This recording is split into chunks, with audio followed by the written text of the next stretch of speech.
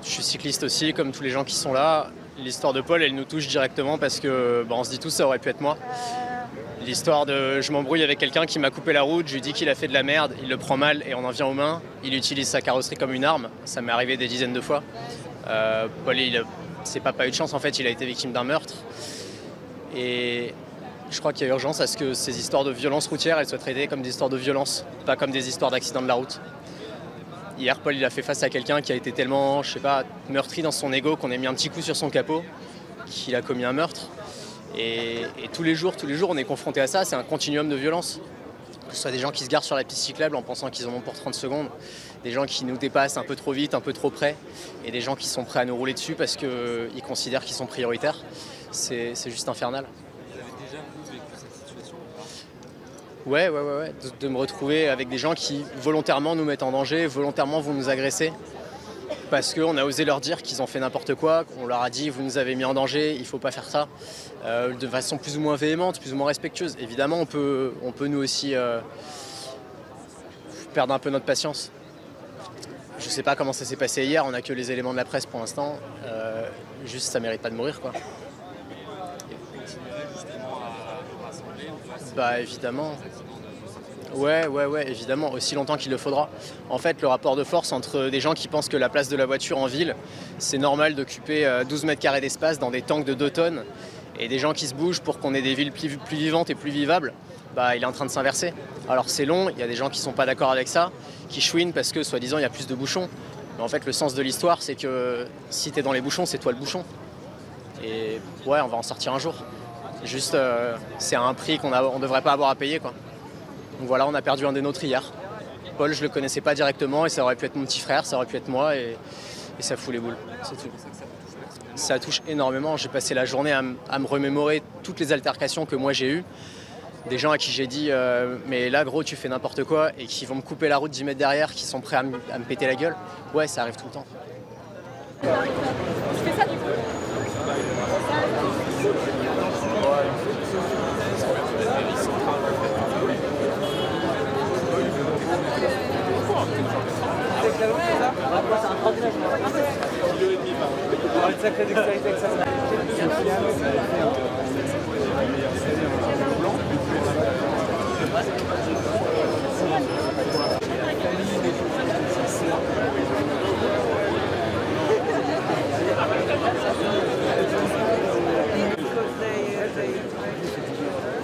And then the driver took out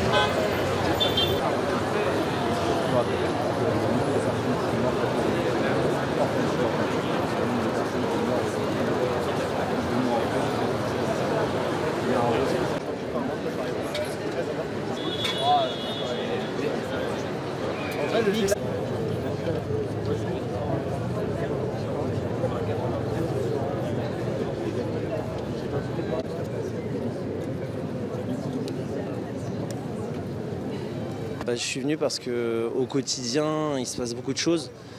Pour celles et ceux qui prennent le vélo tout le temps, on voit des comportements vraiment choquants, quotidiennement, j'ai envie de dire. En fait, c'est des petits trucs ordinaires, mais en fait qui peuvent causer la mort ou des accidents très graves. Mais pour l'automobiliste, ça n'a pas l'air si grave en fait. Et c'est ça qu'il faut aussi marteler. Alors ce pauvre jeune homme, Paul, il avait que 27 ans en plus. Vraiment, j'adresse tous mes mots de soutien, de réconfort à la famille, à ses proches, parce que c'est vraiment la pire catastrophe qu'on puisse connaître en tant que cycliste. Et donc vous êtes cycliste dans la vie de tous les jours ? Exactement. Je fais du vélo tous les jours et encore dernièrement, par exemple, il y avait un livreur. Il ne s'agit pas de stigmatiser telle ou telle catégorie de conducteurs, mais c'est vrai que même Je vous donne un exemple, les chauffeurs de bus, des fois, nous rasent ou peuvent ne pas se rendre compte en fait, qu'on est vulnérable et qu'ils nous passent devant dans des virages de façon très proche et la moindre collision peut être mortelle pour nous. Mais un livreur qui a klaxonné derrière moi dernièrement parce que j'étais trop lent en pédalant, parce que c'était un peu, il y avait du dénivelé. Et alors, je me suis arrêté, il klaxonne, il me dit bouge de là, va sur le trottoir. La rue était étroite, donc moi je me suis expliqué avec lui, je suis venu à son niveau, il a descendu la vitre, c'était assez virulent comme échange, mais voilà, ça peut très vite dégénérer. Et en fait, ils ne comprennent pas le code de la route. Il y a vraiment des rappels à faire. On sent qu'aujourd'hui, il peut y avoir du moins des grosses altercations entre cyclistes et automobilistes dans les rues de Paris. Ouais, mais il s'agit vraiment de redescendre la tension. Si tout le monde respecte le code de la route, ça ira bien, mais le souci aussi, c'est que il y a beaucoup de règles qui ne sont pas respectées de la part des automobilistes. Et ce sont les premiers à dire que les cyclistes ne font pas d'efforts ou ne respectent pas le code de la route, mais en vérité, le 30 km/h, il peut nous sauver la vie. Il faut respecter les limitations de vitesse. C'est urgent. Et pas que. Hein. Mais je vous donne un autre exemple, mais les stationnements sauvages, c'est un sujet vraiment qui passe au-dessus de beaucoup de gens.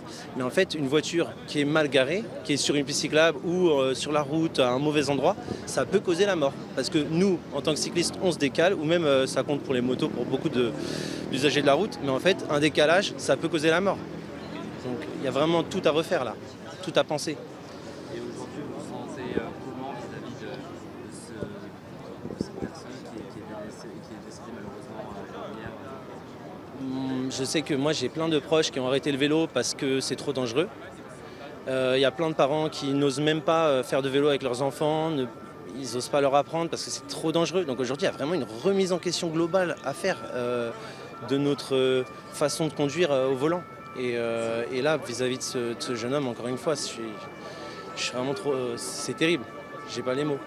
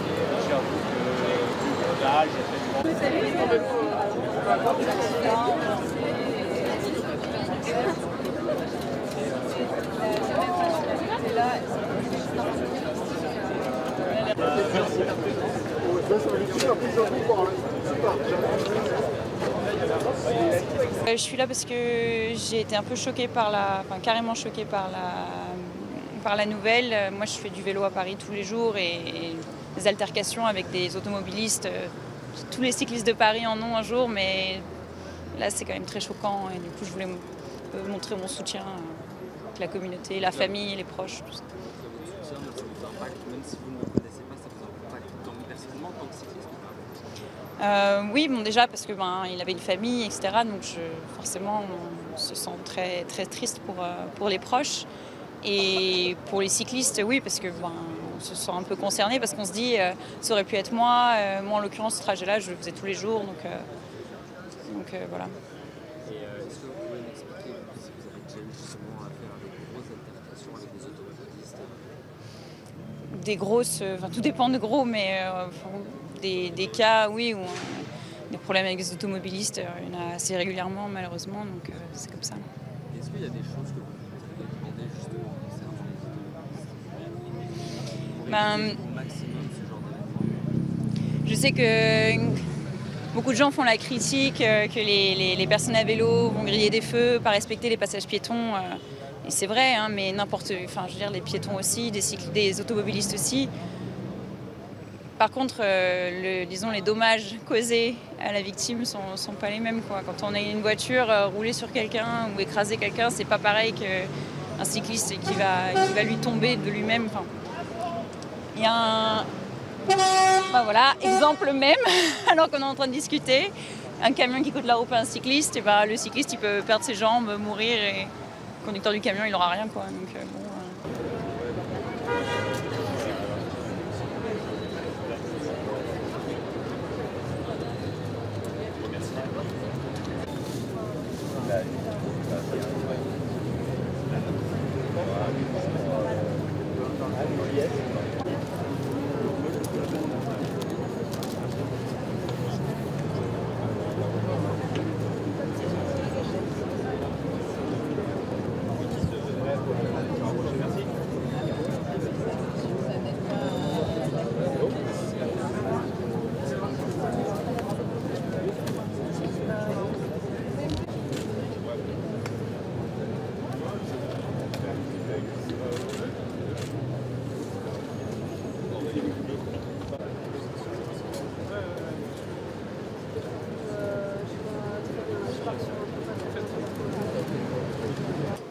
J'ai appris la nouvelle qu'un cycliste est mort, écrasé volontairement par une voiture.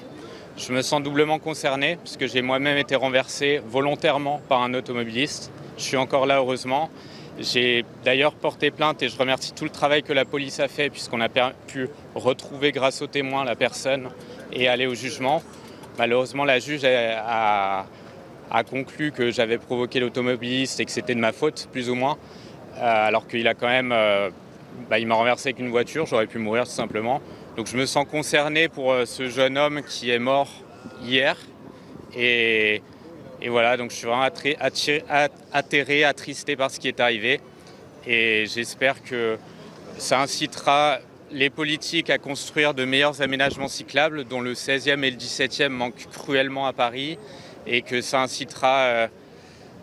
un maximum de monde à considérer les autres et à faire attention sur la route pour le bien-être et la sécurité de tous et pour les conducteurs de véhicules, notamment plus le véhicule est lourd, plus il faut être responsable.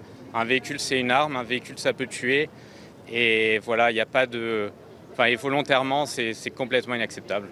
Est-ce que vous avez des attentes justement concernant ces automobilistes-là, que ce soit une peine plus sévère? Je ne sais pas si c'est une question de peine, je pense qu'il faut que...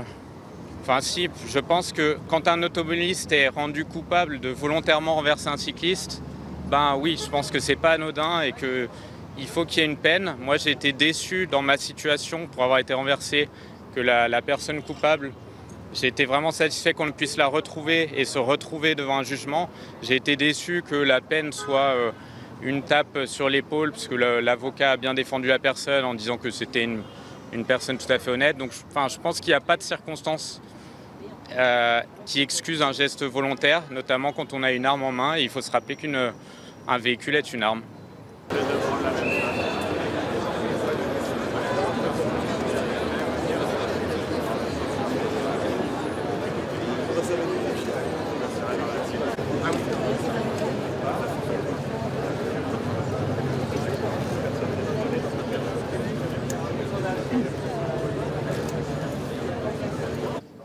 On est venu à l'appel de l'association Paris-Ancel. On voit bien que l'usage de l'espace public est l'objet de violences grandissantes. D'abord parce qu'une personne est morte, qu'elle n'aurait jamais dû mourir, écrasée, manifestement sciemment. Je dis ça avec prudence, on n'a pas les éléments de l'enquête. Un mort. Pourquoi Une dispute de circulation ne devrait pas générer ça. On sait que les altercations sont grandissantes et je pense que ça pose d'abord la question de l'acceptation du vélo, tout simplement, comme étant un moyen majeur de circulation. Et il faut que les automobilistes, tous et toutes, comprennent qu'il n'y a pas à se sentir surpuissant quand on est dans un habitacle. A fortiori, j'ai compris que c'était un SUV aussi gros. Voilà, j'ai rien d'autre à vous dire que le choc est grand. Le nombre de personnes aujourd'hui présentes. J'ai l'impression qu'il y a 300-400 personnes, mais j'ai pas tout de suite, j'ai pas compté. Même sans parler de chiffres. Disons que c'est spontané. Certaines spontanéités. Exactement, c'est-à-dire le fait qu'il y ait tant de monde qui arrive après un appel fait, je crois, à 4h de l'après-midi. montre d'abord qu'il y a une gravité, que le vélo mobilise du monde et que personne n'accepte ça. Personne n'accepte qu'on tue quelqu'un volontairement pour une histoire de passage, de circulation. C'est aberrant. Bonsoir à toutes et tous. Je suis Anne Montmarché, présidente de Paris-Ancel, l'association dont faisait partie Paul. Tout d'abord, merci à toutes et tous d'être ici. Ça nous touche que vous soyez si nombreux, si nombreuses. Et on sait que si vous êtes ici, c'est aussi parce que vous aussi, vous avez subi cette violence motorisée, même si pas à ce degré de gravité. On l'a subi tous, toutes, tous les jours, trop souvent, sur la route. Et Paul, en tant que membre actif de notre association, il se battait pour une ville apaisée, pour qu'on puisse faire du vélo en sécurité. Il n'est plus là pour défendre cette vision, mais nous, on est là pour continuer. Et je compte sur vous, je compte sur nous, pour que cette violence motorisée disparaisse et pour que ça ne se reproduise plus.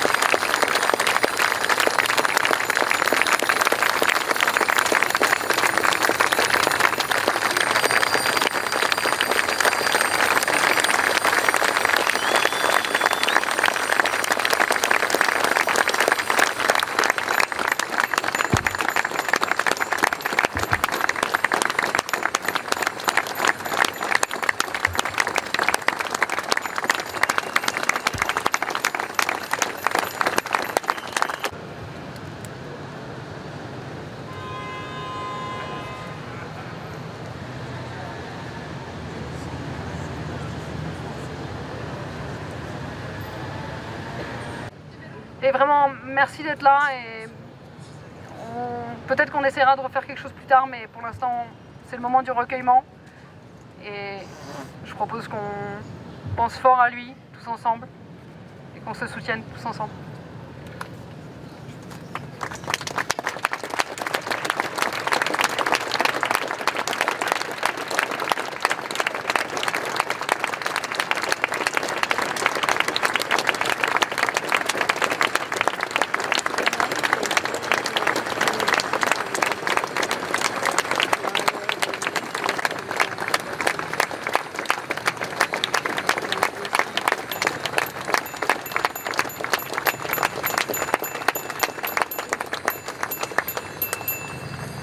Paul, il était impliqué dans l'association depuis assez longtemps. On le connaît depuis un petit moment déjà. Il a été impliqué à Saint-Ouen. Ensuite, il a déménagé à Paris-Centre. Il était impliqué à Paris-Centre.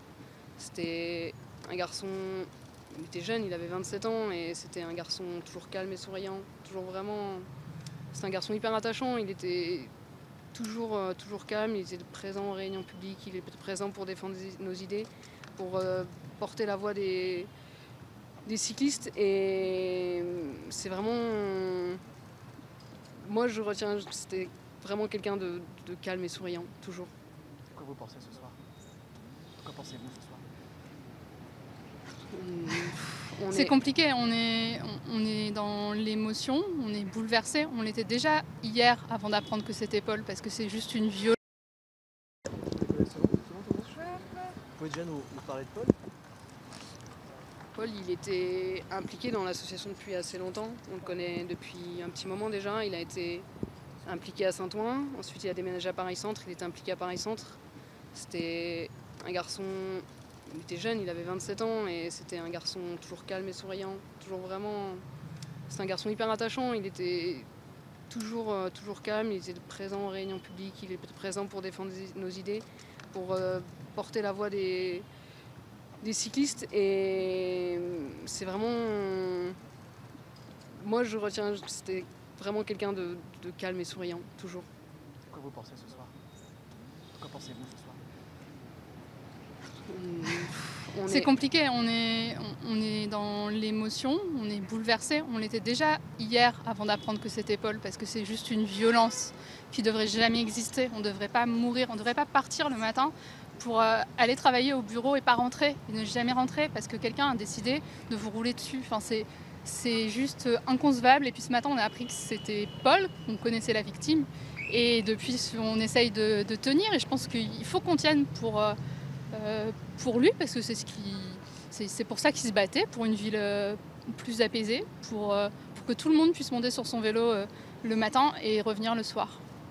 C'est vous aussi qu'il faut interdire les SUV comme le propose le sénateur communiste Boissy. Je crois que pour l'instant, on ne sait pas quelle est la bonne mesure, qu'est-ce qu'il faudrait faire, etc.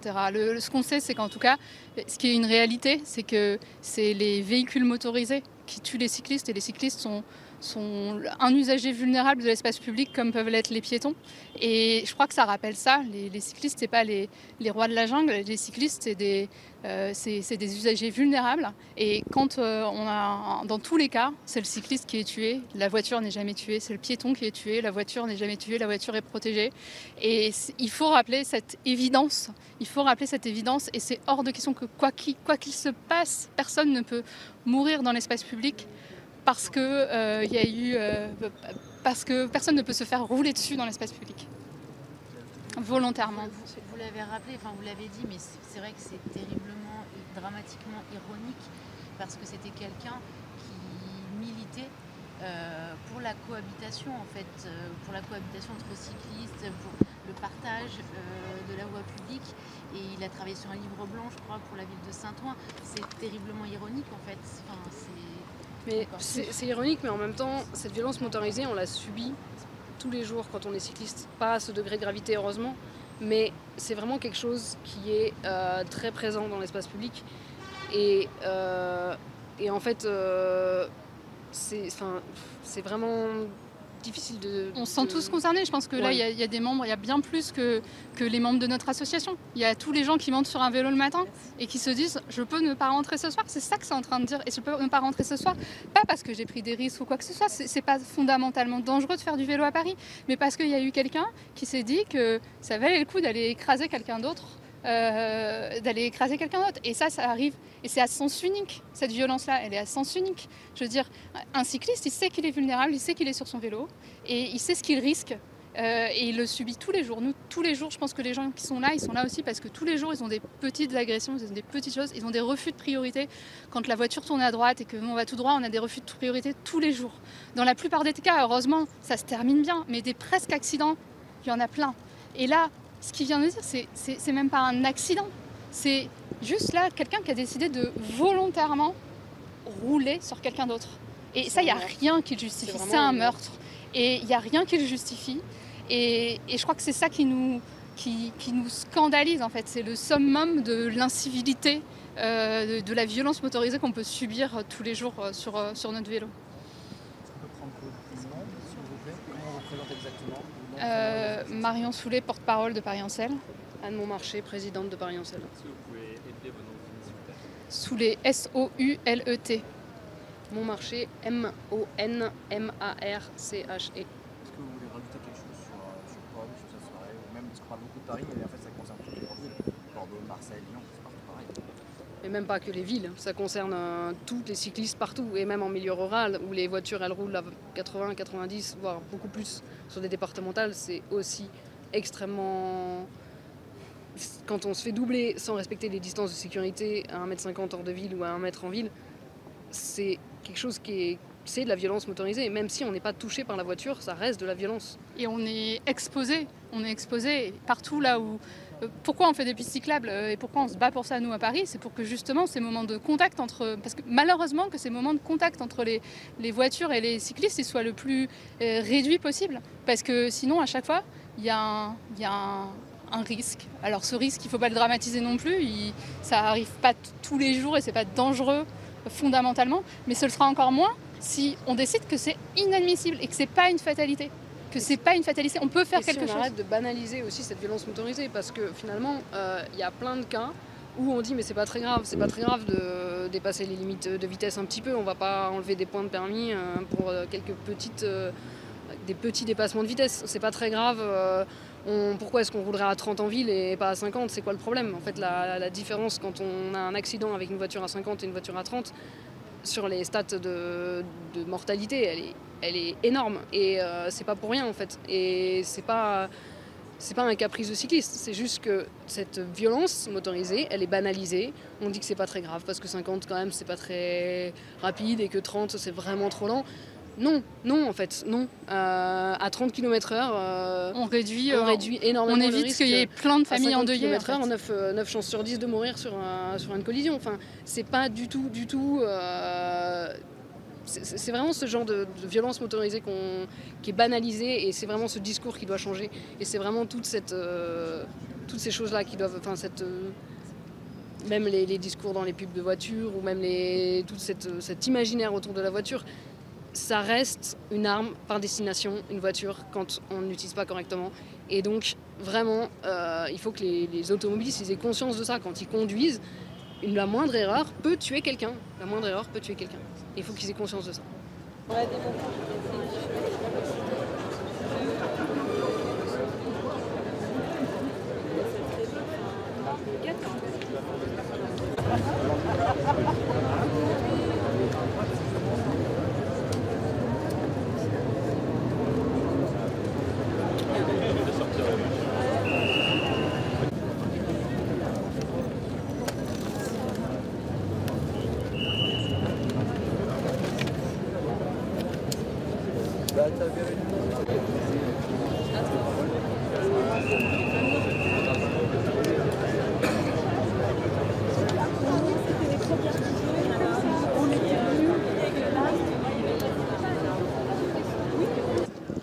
Je crois qu'aujourd'hui il y a eu énormément d'émotions et un énorme choc pour toute la communauté cycliste.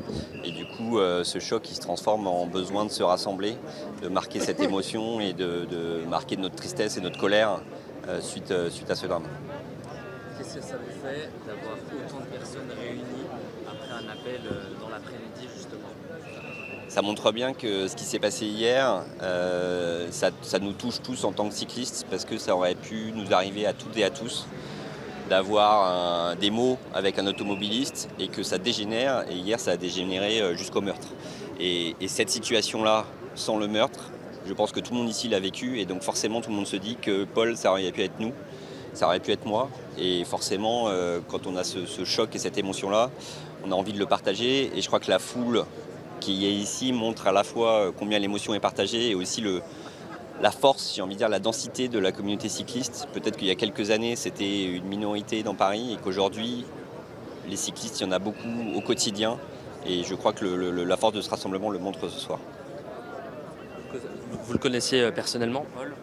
Oui, on connaissait Paul, il était adhérent dans l'association, engagé, enjoué, il a fait beaucoup de choses, il défendait une vision qu'on défend toujours et qu'on va continuer à défendre, d'apaisement de la ville, de faire en sorte que les cyclistes puissent être en sécurité et du coup les piétons seront aussi en sécurité et d'apaisement de la ville par le vélo. Et donc cette vision-là, malheureusement elle a connu un drame hier, mais elle va continuer à avancer. Est-ce que vous avez certaines recommandations justement pour se marquer?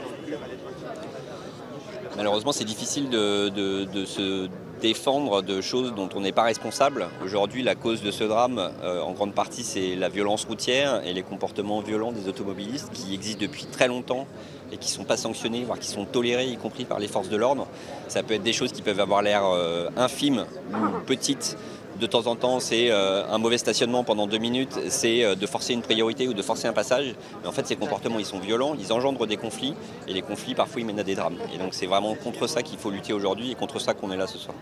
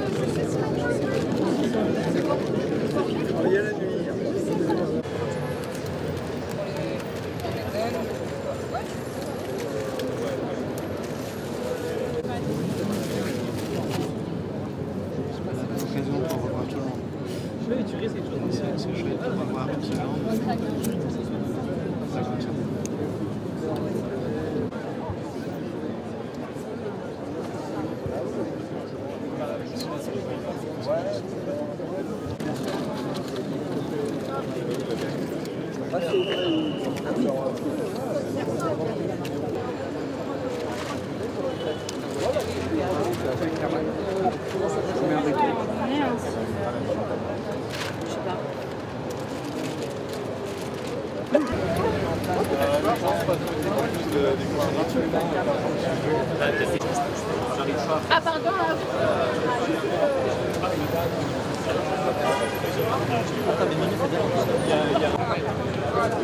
Bonsoir, donc moi je viens à ce rassemblement parce que y a quelqu'un qui est mort et moi-même j'ai été accidenté l'an dernier, alors c'était pas une voiture mais c'est un scooter électrique qui m'a renversé et je connaissais pas mes droits, je me suis dit oh, je suis à moitié en tort, l'autre aussi, bon c'est pas grave. Et en fait j'aurais dû faire un constat, j'aurais dû porter plainte car c'est la loi Badinter en fait. La loi Badinter stipule que tout véhicule à moteur électrique thermique qui renverse un piéton, une piétonne, un cycliste, une cycliste est en tort. Voilà, 100% tort. Qu'est-ce que ça vous fait de venir ce soir? Et je suis malheureusement triste qu'il y ait quelqu'un qui soit décédé, mais je suis content d'avoir fait une pancarte et d'être déterminé à parler, à montrer devant les caméras pour dire que oui, ça arrive à plein de fois. Vous pouvez demander à tous les cyclistes ici le nombre de fois où on est là, on a failli se faire écraser par une voiture et que des fois si on est un petit peu en forme, on va juste tapoter sur la tôle de la voiture pour dire au chauffeur, chauffeuse, s'il vous plaît, vous avez failli me tuer, faites attention. Et qu'on se fait courser, moi je me suis fait insulter, courser le nombre de fois, c'est terrible, c'est très violent. Donc moi je suis pour symboliquement interdire les SUV parce qu'on est aussi dans le dérèglement climatique. Moi je fais des fraises de tonnes, fraises du climat, bon ça suffit, c'est très bien. Mais si concrètement il y a encore plein de SUV dans Paris, non, interdisons les SUV. Je crois qu'il y avait même d'ailleurs un vote de la maire à ce sujet, je sais pas où ça en est. Et je suis pour mettre des school bus, figurez-vous. Des vélos à 9 places avec assistance électrique, voilà, c'est très bien, on fait du sport, on est en sécurité et voilà, et ça fait une bonne com je trouve. Voilà, au lieu des morts.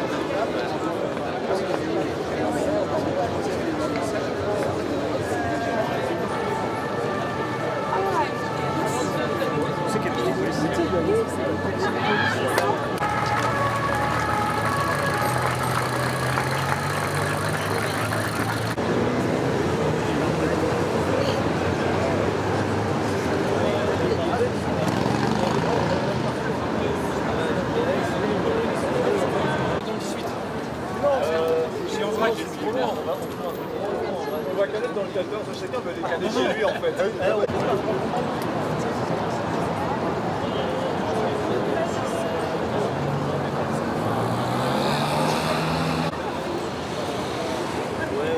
Toi tu viens pas boire des canettes? Non, non, je rentre chez moi, j'ai pas envie de prendre la rince. Waouh, nique les sucres, je veux dire. Bon Théo, à bientôt. Bisous poulet. Bye.